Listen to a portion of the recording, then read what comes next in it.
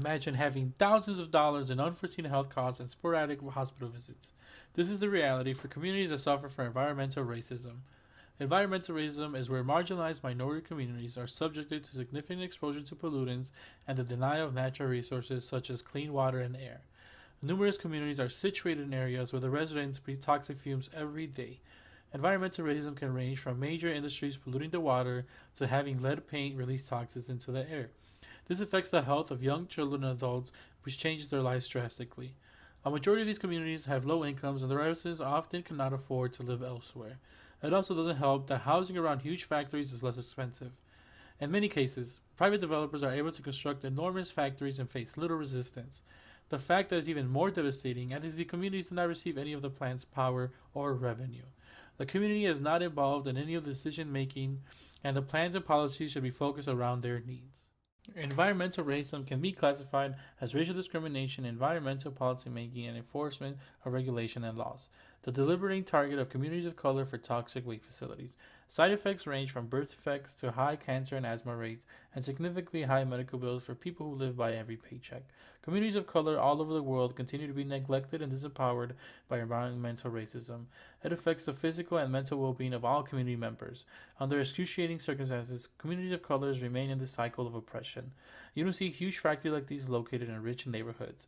You don't because those communities are protected and they are involved in the decision-making process. The reason they are allowed in low-income communities is because these communities are not given a chance to voice their opinion. The benefits of intervention in these communities outweigh the cost of intervention. The market is deemed capable and there is a just need for intervention. Alkell Gardens is a Chicago Housing Authority public housing project. It is located on the far south side of Chicago. It was originally established as a housing project for World War II African American veterans. The 7,000 residents call their housing complex a toxic donut.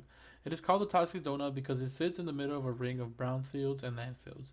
It is surrounded by 50 landfills and 282 industrial facilities. For the most part of the past century, the steel industry and the paint manufacturing plants have treated this area as a dumping ground. By the 1980s, only a few industrial operations remained, but tons of pollution were left behind. Alkell Gardens is known to have had the highest rate of cancer in the city, along with the highest rates of other respiratory illnesses. The parties responsible for these illnesses are waste management firms and local politicians that hope to attract revenue to the town. They need a space where they can dispose of waste, and that just happens to be in lands in poor areas. These areas have families with low income and poor medical care that make them powerless to prevent their communities from becoming polluted. According to a landmark 1987 study by the United Church of Christ Commission for Racial Justice, is that 3 of every 5 black and Hispanic Americans live in areas with uncontrolled toxic waste sites. Little Village, also known as South Lawndale, is situated in a southwest neighborhood of Chicago. It is home to 2 of the oldest and dirtiest coal power plants.